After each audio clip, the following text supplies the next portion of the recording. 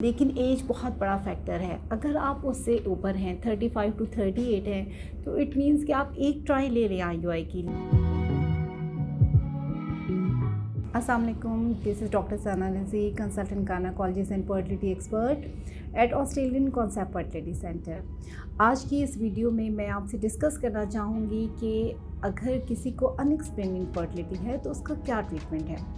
जैसा कि मैंने प्रीवियस वीडियोस में बताया था आपको कि अनएक्सप्लेन्ड इनफर्टिलिटी के जो रीज़न्स हैं हमने उनका इलाज करना है।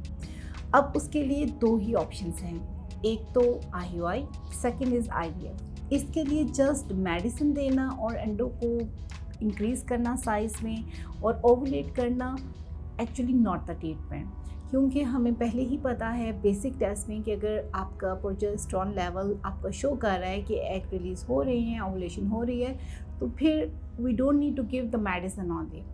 इसीलिए ये रिकमेंडेशन नहीं है। इसके लिए जस्ट आप कर सकते हैं कि सुपर ओवुलेशन करवाएं, मेडिसिन दें, साथ में आप आईयूआई करवाएं।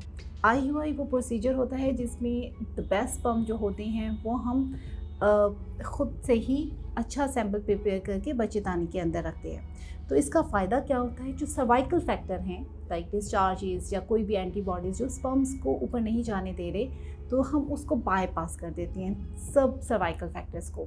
तो इससे आपका अनएक्सप्लेन्ड फर्टिलिटी में आपको रिजल्ट मिल सकते हैं और आईयूआई के चांसेस होते हैं कि कामयाबी की भी शरह आपकी प्रेगनेंसी में बेहतर हो।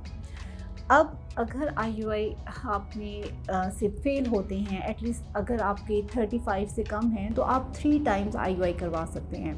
लेकिन एज बहुत बड़ा फैक्टर है। अगर आप उससे ऊपर हैं 35 टू 38 हैं तो इट मीन्स कि आप एक ट्राई ले रहे हैं आईयूआई की। लेकिन अगर नहीं होता तो आपके पास दूसरी तरफ एग की क्वालिटी और स्पेशली अफेक्ट हो रही होती है। तो उस कंडीशन में आपके लिए एक सजेशन है कि आप एक अटैम्प्ट लें या 2 अटैम्प्ट लें, देन मूव टूवर्ड्स आईवीएफ। अब मैं बताना चाहूँगी आईवीएफ क्यों। आईवीएफ और इक्सी जो कि एडवांस फॉर्म है आईवीएफ की, उसमें क्या किया जाता है, हमने हर फैक्टर जो मैंने आपको बताए हैं जो कि रीज़न है अनएक्सप्लेन के, उन्हें बाईपास करते हैं। हम करते क्या हैं, एग को पहले इंक्रीज़ करते हैं मेडिसिन दे के उनके साइज़ को, और फिर वो एग निकाल लेते हैं और फिर स्पर्म्स को लेते हैं और लेबॉर्ट्री में हम हर एक एग के अंदर एक स्पर्म को इंजेक्ट कर देते हैं। व्हाट डज़ इट मीन, हमने सर्वाइकल फैक्टर्स को बाईपास कर दिया, हमने ट्यूबल फैक्टर्स को बाईपास कर दिया और इसी तरीके से हमने फर्टिलाइजेशन फेलियर को भी बाईपास किया। लाइक हमने जो स्पर्म को एग के अंदर एंटर कर दिया।